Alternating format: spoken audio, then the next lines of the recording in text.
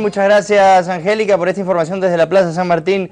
Y ahora sí le damos la bienvenida a nuestro invitado el día de hoy. Él es Ismael Cala, conductor de CNN El Español. Tiene un programa que se llama Cala, que yo tengo el placer de ver con mucha frecuencia. Viene para presentarnos este libro que él va a presentar formalmente el día de mañana en la Feria del Libro, y también, tengo entendido, luego estará firmando algunos autógrafos para las personas interesadas. Ismael, sea usted bienvenido al programa, muchas gracias por estar aquí. Muchísimas gracias, Augusto, es un placer compartir contigo y con tu teleaudiencia. Feliz de regresar a Lima. Este libro lo vas a presentar mañana. ¿En qué momento? Para las personas que quieran ir a conocerte, escuchar tu conferencia y de repente que firmen, que puedan conseguir la firma del libro. Pues a las 7 de la noche en el Salón César Vallejo del Parque de los Próceres, en la Gran Feria del Libro Lima 2014, vamos a tener un conversatorio, y a las 8, cuando termina el conversatorio, en el stand número 42 de SBS Librería Internacional, firma de libros, fotos, la oportunidad de conocernos, así que ahí nos vemos mañana.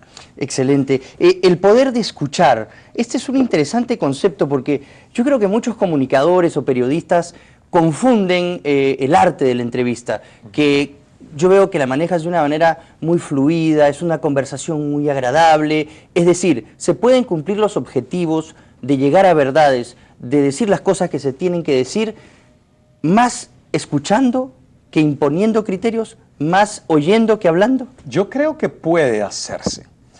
No te digo que a lo mejor es fácil lograrlo, porque muchas veces las entrevistas o las conversaciones no van de la manera que uno anticipa que vayan.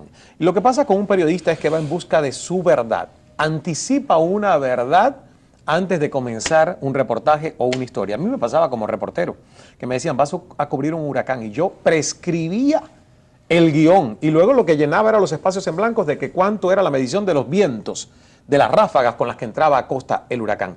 Pero en la mente ya tenía la historia hecha y los espacios para las mordidas de sonido de los testigos que iba a entrevistar. Entonces, esa no es la vida. Si uno va pensando en una entrevista, en esa supuesta verdad que tú quieres arrancarle al entrevistado, muchas veces estás obsesionado en esa, y otras verdades que salen por uno no estar escuchando ni las percibes. Y quizás son verdades mucho más importantes. Claro, a lo mejor es el elemento más jugoso de esa conversación, pero uno está obsesionado en la verdad aparentemente que es la que quieres conquistar. Entonces, mira, yo lo único que he logrado y aplico acá en el poder de escuchar como herramienta es: seamos menos rígidos, seamos más flexibles, pongamos el interés en la otra persona a la hora de conversar y en el escuchar como nuestro mayor énfasis. Y ahí vamos a despojarnos un poquito de nuestra agenda personal tan rígida, de manipular, de conquistar, de imponer nuestra verdad, y a lo mejor vamos a ser más efectivos en tratar de obtener lo que queremos de esa conversación. Bueno, ese libro empieza, no he tenido el tiempo de leerlo aún, pero lo he estado revisando ahora y me encanta el inicio de este libro. En el primer capítulo empieza Call me Ishmael, ¿no? Llámame Ismael, es el famoso inicio de la novela de Herman Melville, Moby Dick, una Biblia para muchos, y de este concepto de perseguir esta ballena blanca, de quedarse asolado en alta mar, lejos de la sociedad, es que basas muchos de los conceptos que trabajas en este libro. Así es, porque fíjate que Ismael, como referencia, bueno, es un personaje bíblico, está en la Biblia, es el hijo de Abraham, significa en hebreo Dios escucha. Entonces hubo una investigación alrededor de mi nombre, y Moby Dick, efectivamente, que es un clásico de la literatura occidental. Qué gran inicio de novela, ¿no? Exacto, Call me Ishmael. Call me Ishmael. Implacable. Así, y cuando yo vi tantas similitudes en la metáfora de la ballena blanca y de perseguir los sueños y de sentirse inadaptado con la sociedad, casi fue lo que a mí me pasó en mi vida viviendo en una isla totalmente aislado que fue Cuba por 28 años. De Santiago de Cuba, yo he vivido en Cuba 2 años, Ismael. Estudié en la Escuela de Cine de San Antonio de los Baños, Mira, qué bien. en la Escuela de Cine y Televisión. La pasé muy bien. ¿Qué años fue eso? Yo estuve entre el 2000 hasta el 2004. Ya yo no estaba en Cuba. Por eso no nos habíamos conocido. Claro, antes. si no, de todas maneras nos cruzábamos ahí en el centro de La Habana. Bueno, yo la verdad que tengo la mejor impresión, gente muy especial, muy solidaria, muy apasionada, muy romántica y con un sentido del arte muy refinado. Hay mucho ballet, mucho cine, mucho teatro, mucha arte plástica, mucha música en las calles, mucha rumba, salen las tumbadoras, salen los músicos, tienen a flor de piel el arte y esto es un legado que seguro has cultivado y con el que permaneces conectado de tu herencia con la isla, por más que no hayas estado hace muchos años. Ah, no, por supuesto. O sea, además, si sacas todavía la cuenta de cuánto de mis 44 años vividos pertenece a mi época en Cuba, la mayoría todavía están en Cuba. Son 28 años que yo viví contra 16 que he vivido fuera, 14 que hace que no regreso a Cuba, no por elección personal, sino porque en el 2002 no me dejaron entrar, dice que hubo una equivocación del oficial de inmigración, pero yo lo tomé como que tenía que mirar hacia adelante y despejar todo rezago del pasado. Entonces no he regresado en 14 años. Ismael, ¿usted cree que la vida nos da mensajes claros, contundentes, que Dios se manifiesta y nos dice, oiga, no vuelva aquí usted ahora?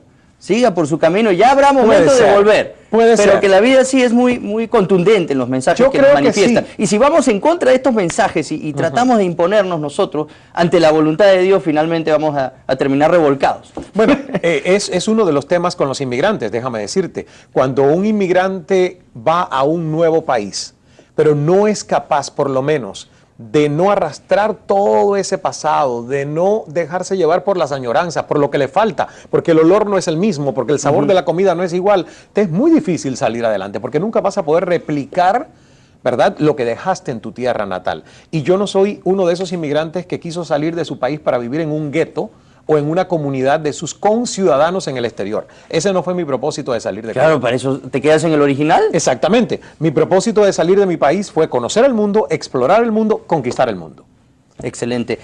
Hubo un momento en el que estabas desesperado por salir, una expedición de estas que lamentablemente a las que se tienen que someter muchos cubanos que quieren salir y que no se les permite y que atraviesan el mar en balsas y bueno, gracias a Dios que no te embarcaste en esta y te fuiste de una manera formal, pero aquí haces mención de una conversación que tuviste con tu madre que te decía, tranquilo Ismael, ya llegará el momento. Bueno, porque fue el año 1992, yo me gradué después de 5 años de estudiar en la Universidad de Historia del Arte. La situación del país era crítica, llamado periodo especial. El periodo especial, sí, me contaban mis compañeros totales en Cuba que fue tremendo. Cuando cae la Unión Soviética y entra el periodo especial, fue como si todo este sueño que vivían, que no era real, se desvaneciera de un momento a otro. Porque se perdieron las subvenciones, se perdió el subsidio de la Unión Soviética y el bloque socialista y cosas elementales como el papel sanitario desaparecieron, como la comida, y era una época en la que a lo mejor a mi madre le costaba y a mi abuela dividir un plátano en 3 partes para repartirlo en 3 comidas, plátano hervido, con arroz hervido, y al día siguiente la mitad de un huevo en el almuerzo y la mitad del huevo en la comida. Pero esa realidad realmente a mí me hizo tomar una decisión inmadura y es querer salir en una balsa. Gracias a Dios no se fue la expedición y mi mamá me hizo prometerle que yo sería lo suficientemente inteligente como para tener la paciencia de esperar una mejor oportunidad para conocer el mundo. Entonces llegó 6 años después, 1998, y es cuando salgo de Toronto, de La Habana a Toronto y decido establecerme en Canadá. Pero no has podido volver, han pasado cosas importantes en Cuba a las que no has podido acceder por esta distancia. Sí, muchas. Y en lo personal, pérdidas. Mi papá murió, mi abuelita, a quien quise como mi propia madre, mi tía abuela. Han pasado 14 años de muchos dolores, pero también mucho crecimiento y muchas alegrías. Y mi mayor satisfacción es volver. De muchos compatriotas por supuesto, que muchos no pueden volver a... Murió Celia Cruz sin volver. De acuerdo. Sin cumplir el sueño de poder cantar en su país. Una mujer que yo siento que incluso trató de no rozarse mucho con la política y que exportó más azúcar al mundo que la industria azucarera cubana, que está en quiebras ahora. Bueno, entonces es parte de lo que nos ha tocado vivir a nosotros por pensar diferente. De acuerdo, bueno, pero qué linda gente hay en Cuba, dentro y fuera. La verdad que yo tengo la mejor impresión de los cubanos, gente muy sabrosa, muy alegre, y eso es importante. Y eso es una característica de Latinoamérica que no debemos olvidar, los países que estamos de repente más al sur, más lejos de esa zona caliente en el Caribe, pero que nos une, ¿no? Estas características que tenemos los Aunque yo no sé bailar muy bien salsa, entonces no soy muy típico. No me diga usted. No soy muy típico cubano en eso, ¿eh? Bueno, vamos a lo que discutes en este libro tan importante, porque aquí anticipas los milagros, por ejemplo, que todos los días nosotros podemos hacer un milagro. No necesariamente un milagro como uno piensa en el sentido bíblico, de que Dios puede caminar sobre el agua, sino un milagro personal. Claro. Un cambio importante o la realización de algo que a uno lo cambia como persona, o que lo hace mejor persona, o que lo hace evolucionar. Ese es el milagro. Y yo además hablo de que he vivido de la duda al milagro.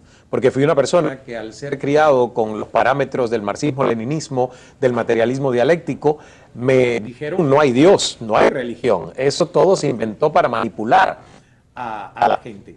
Y no me toca hasta después de los 20 años reconciliarme teológicamente con un Dios que gracias a Dios me sucedió eso porque me creé un Dios, que es un Dios universal, que no tiene contrato de exclusividad firmada con ninguna religión, pero que es un Dios de amor, un Dios generoso, un Dios que empodera, un Dios que no me da latigazos y me lacera todos los días diciéndome eres un pecador y tienes que sufrir. No, no, no. Me dice, eres un ser humano que te he creado para que te levantes. Una y mil veces, cuando te caigas, aprende la lección, levántate, crece, busca la excelencia, busca el bienestar, busca hacer el bien a los demás. Eso es hacer milagros. El milagro es uno creer que tiene el poder de transformarse, el poder de elevarse y el poder además de ser líder y transformar otras vidas. Para mí ese es el concepto de milagro. Y todos los días nosotros tenemos el privilegio de vivir para manifestar milagros. La vida en sí es un milagro. Exactamente.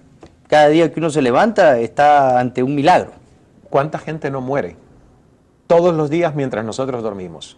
¿Cuánta gente no está todos los días perdiendo la vida en este conflicto de Gaza e Israel? ¿Cuánta gente no perdió en un segundo la vida en este avión del vuelo de Air Argelia? O sea, si te pones a pensar, todos los días hay personas que su vida desaparece, se evapora. Y el que nosotros amanezcamos y veamos y escuchemos y sintamos, aún con las discapacidades físicas que podamos tener, aún así si estamos vivos es porque queremos manifestar un milagro con un propósito de vida. Hay un mantra que mencionas aquí que no sé si lo dices hacia adentro antes de cada programa en vivo, grabación de Cala. Sí, lo digo en voz alta además. Lo dice en voz alta. Mis productores y los productores cuando algo sale piden mal o ven que no ha funcionado la cosa ese día, te dicen, oye, Ismael, ¿qué pasó? ¿Qué pasó? No dijiste la mantra. Es verdad. El mantra. Y a veces vamos ya 30 segundos al aire y me dicen los productores, oye, Dios es amor, porque el mantra es Dios es amor, hágase el milagro. Porque hay muchas cosas que no están en nuestro control. Imagínate cuando yo empiezo el programa y tengo una reflexión escrita y a lo mejor el prompter, si no funciona el prompter, tengo que recordar de nuevo qué dice la reflexión. Porque hay factores que uno no controla. Hay factores como, por ejemplo, el conversar con una persona y que no se te quede la mente en blanco. Yo siempre digo, Dios, ponme la palabra correcta y la pregunta adecuada en el momento preciso, porque claro, me puedo quedar en blanco, tratando incluso de escuchar. Hay veces que uno escuchando te quedas como, claro, no, embobecido, y a mí me ha pasado. Y después digo, ¿y qué pregunto ahora? Entonces, es todo un milagro, es dejar fluir en la vida las cosas de una manera terrenal, pero al mismo tiempo con una conexión divina, ¿no? Y uno de mis maestros, César Hildebrand, que es un gran entrevistador aquí, periodista muy ácido, feroz, creía dentro de su estilo de entrevista en el silencio. Miraba a su entrevistado y quedaba en silencio 10, 20 segundos. Esto es una técnica o de cierta forma algo que utilices, no digo para intimidar, pero de repente como un matiz dentro del estilo de conversación que usas en tus programas. Sí, sí lo he usado, porque no hay nada más poderoso que un silencio incómodo. Ajá. Si uno no habla, el otro tarde o temprano va a ceder y algo va a decir. Y yo trato de hacerlo no en este sentido de intimidar o crear presión, porque el estilo de conversación que casi siempre yo manejo es mucho más no juicio, no cuestionamiento, no interrogatorio, sino más somos dos amigos, podemos hablar de temas incómodos, inquisitivos. Pero yo no soy Dios, yo no te estoy juzgando. Si acaso, mira, esa cámara es el espejo donde millones de personas te están mirando, es tu problema con ellos, si te creen o no. Conmigo, no. Conmigo no va a ser la diferencia, porque no me lo puedo tomar personal. Y el silencio lo aplico cuando hay alguien que no dice todo lo que yo creo que está pensando, y yo me quedo callado como para decirle, ¿y qué más? Y después de 5 segundos algo más tiene que decir. Claro. Y siempre algo más que no tenía pensado o ensayado. Y ahí sale el subconsciente. Claro. Entonces sí funciona mucho. ¿No? Y ese silencio parece eterno, ¿no? En televisión. Sí, los tiempos en televisión son diferentes, ¿no? Completamente diferentes. Aunque yo tengo un gran privilegio, manejo 1 hora todos los días, Sí. entonces tengo el privilegio que muchos otros colegas no tienen, de que tienen que sacar la supuesta verdad de alguien en 3 minutos, mientras yo puedo hacerlo en 1 hora. Ese es un gran privilegio. Hoy justo estaba viendo el programa y tenías a un invitado, me imagino un programa grabado, con un invitado que hacía referencia a un proyecto de